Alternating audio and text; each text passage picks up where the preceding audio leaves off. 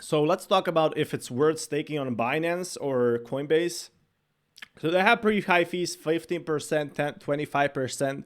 But again, they're also staking with Lido, one of the biggest like platforms over there, but they also have their own beacons in a sense.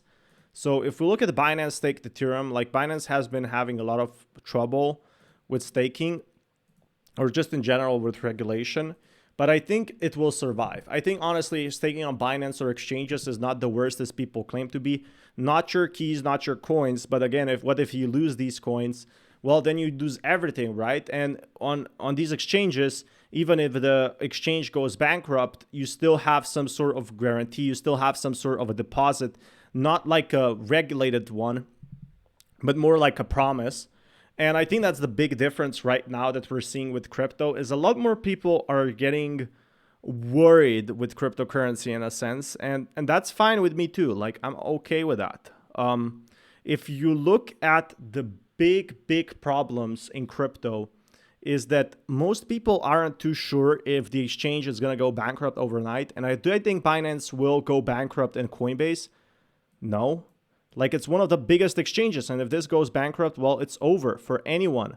And that's something you have to consider. Like if that happens, you can say bye-bye to crypto. And that's the biggest thing here. That's why so many whales are staking on Binance. Now, Binance has 15% fee and Coinbase has a massive 25% fee because they're big exchanges and they can afford to have like these fees overall. So that is not, your fees on crypto itself, but actually your fees on the bigger stuff. So in my opinion, is this the big problem? I would say no. I don't think this is that big of a problem overall, especially if you are staking less than 32 ETH, maybe 5 ETH, 2 ETH, 3 ETH. This is not going to say that much. But if you're earning $1,000 a day, that's $250 per month, or you could be earning that so much better and so much more. And I think that's the big difference in that sense. But I will keep you guys updated with more news on that. Like, what do you guys personally think? I think that it's not that big of a deal to have these types of drops or whatever. It's not really that terrible as people are saying. And again, people are staking on Coinbase, that are staking on Binance for the long term. I don't think it's going to crash. And I think it's also safe. Like their contract is verified. You do get an IOU token back. And as long as the exchange doesn't go bankrupt, which I doubt for the bigger exchanges, Binance, even Bybit, even Coinbase, they have unlimited money and they're probably going to return all of that money anyway. So that is something you should consider also. But if you guys want more content like this, be sure to smash that like button. And I will keep you guys updated with more awesome content like this. So yeah, the end question is, should you stake on exchanges your crypto, or should you stake on Binance? Should you stake your Ethereum?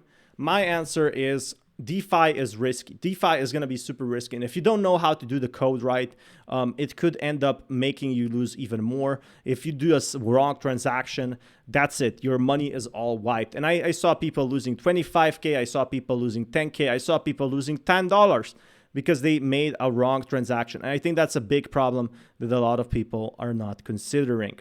So it's like having a peace of mind for a lot of people, which ain't that bad even.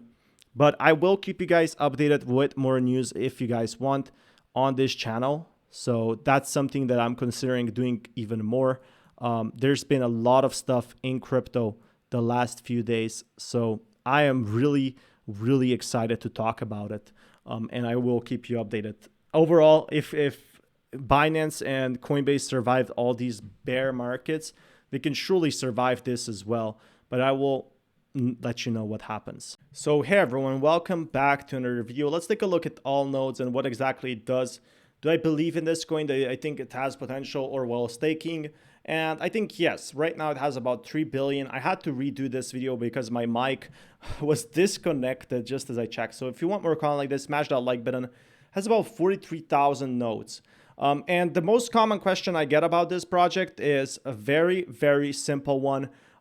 Can this project actually have this type of a huge problem and we lose everything, right? And what if this goes bankrupt? Can you still withdraw your Ethereum? Because 32 Ethereum is actually a lot of money for a lot of people, including me. I think a 32 Ethereum is a lot, but again, some people got it later, some people got it sooner. That's not an important factor. It's trusted by Crypto.com, OKX, MetaMask, Institutional. So these ones are the big three. And Valkyrie, I think, is like a hedge fundish. I'm not too sure. So I don't want to see something wrong. But the thing is like it can start $0.50 or $5. So it's really cheap right now. So there's two different types of people that are using this, in my opinion. One, for example, is the ones that have been in crypto long term and don't want to give it to like Lido because they don't trust Lido, and that's completely fine. That's completely okay too. And the other ones are like with Ethereum, for example, they want to stake their own ETH and just forget about it. Allnodes has been here for about 3 years now, and while it's not the biggest, it has still potential, like is still very, very big. And if you look at the market cap, Ethereum has 263 billion. You can even have, different S trader with 4 ETH at Ethereum X validators and Rocket Pool. So APR includes like some people are opening their nodes for Rocket Pool. So I'm trying to explain you very simply what nodes actually mean. And in that sense, why should you open here? Well, think of this like a server. If you want your rewards, you have to run it 24/7, right? And you need to have your own server, or you need to have your computer on 24/7, and it's going to cost you electricity in that sense. So this is really going to resolve that in that term. So that being said, do I think this has potential? I definitely think so. I think this is the big potential for a lot of these cryptocurrencies, because they can actually like show ahead, hey, I got this running 24/7. It's only costing me, I think it's about $0.50 a month. But if you pay it yearly, or you can also pay like $5, so it's super, super cheap. You can pay low ass, of course, like because they're trying to get more holders in, right? And not because they want to do something malicious, but mostly because having one server doesn't cost that much money. Maybe it costs them like 30 cents to maintain it, and if they get like so many pools, it's like a huge, huge profit for a lot of these cryptocurrencies. But again, I think it's very fair share right now, like a very fair start for a lot of people who have 32 Ethereum or who are using Rocket Pool. They can use, this to run it 24/7 without having a computer on all the time.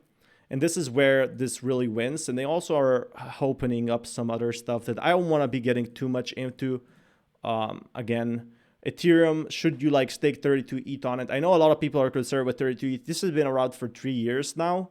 It's the number one verified provider. So can they steal your ETH though? Like if things turn bad and they need money or something malicious, can they do that? No, they cannot, because they don't have the withdrawal keys. So they can only withdraw to your address. They could steal the fees potentially, but it would be verifiable on chain. Like some people would be asking like, hey, why are you stealing gas fees? Are you really this broke? Is like the bear market here. So that's one thing they could do, but they won't do because they're making so much money from the hosted nodes and from building the contract and building their reputation. There's no reason why they would do that. So that wouldn't make sense at all, if you ask me. But that being said, personally, I think this has a huge, huge potential being used by big institutions who will want to like set it up easily. And same for Lido. The reason why a lot of people don't use this is they don't necessarily like Lido that much in terms of like its structure, in terms of like its potential. And that's fine too. Like that's okay. And that's where I think a lot of people like get really paranoid with Lido and everything like that. That's okay. So that's the huge, huge win that a lot of people were talking about. And I definitely think over time, we're going to be seeing more of people coming back talking about all nodes, like how they stake on all nodes. The only issue is you need 32 Ethereum, or you could use Rocket Pool and get, 16 or 8 Ethereum, which is going to be much cheaper. You're going to earn less rewards, but who cares? You're still going to get that money. And again, it's used by Crypto.com, MetaMask, OKX, and has been around for 3 years. So I would say this could get like bottlenecked by big platforms like Lido. But there's still going to be a community that doesn't want to stake on Lido because they get like an Ethereum token. And here, all nodes like manages everything for you. So that's my honest opinion. Should you stake here? It depends like how risk averse you are. I would say, in my honest opinion, the risk is low to medium-ish. They don't have any contract, so you keep it. Actually, I would put it at low. Medium-ish would be too severe. I think I would put that for Lido because I'm always worried about smart contracts. And in my honest opinion, there's like a ton of potential in that sense. But I do find a lot of excitement overall. Like there's a lot of stuff going where this could improve in a sense. So if you guys want to be kept up more to date, be sure to smash that like button and I will keep you guys updated. Peace, everyone. Is staking on Ethereum worth it? So there's one big thing that you need to ask yourself. How much Ethereum do you have? Do you have 5 ETH, 2 ETH? Staking is always worth it, but I never wanted to stake during the bigger times. And I wouldn't stake on any other platform myself other than Lido. And for one simple reason, yeah, Lido controls like a majority. So that's one big problem a lot of people have. But I'd rather stake where other big institutions are staking, where Lido is making 200K a day to pay its employer fees, to pay its like protocol hacks. Maybe Rocket Pool, if you want to be decentralized, again, Rocket Pool also is 100% backed. If in case of like a contract risk, the issue with Rocket Pool is like something else. Like I don't want to be holding their Rocket Pool tokens or something that I had to buy. Anyway, I didn't check out too much Rocket Pool, so I can't say too much about it. But what I can say, however, is Lido. Is staking Ethereum worth it overall? So if we look at here, a lot of people are coming back to stake even more. So you go over here and go under revenue and USD inflows. And look at this. Just as FTX collapsed, money was flowing out. 11 million. Really no money went in, like 1 million a day. But look at this. Now institutions are back. There's like tons of money rolling in overall. Also because like Ethereum is worth more. So obviously you're going to stake your Ethereum over the long term. So if we look at here, if we compare this to before, to like 2 years ago almost, there's like 3 million inflows. And when you check in now, there's like 30 million. 15 million. So yeah, there's going to be less rewards, obviously, for anyone that's in crypto right now. There's going to be less rewards and less people interested, but that's fine too. Right now, there's been a huge amount of inflows. I think because some whales are just staking it for a month or two and then selling their ETH.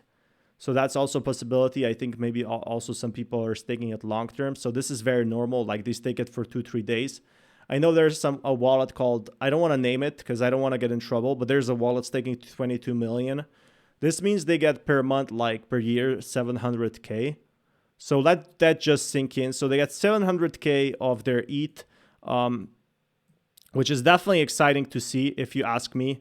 And that's the big news about it in that sense. Like that is huge. They're getting what, 80K a month, so they can just stake it for a month, get 80K and pay out the rewards to their shareholders or whatever they have, like whatever plans they have. So that's one huge factor in my opinion.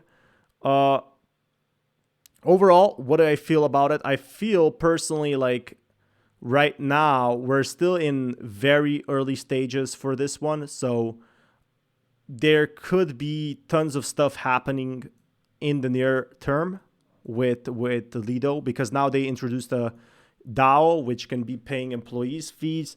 They are getting about 200K a day.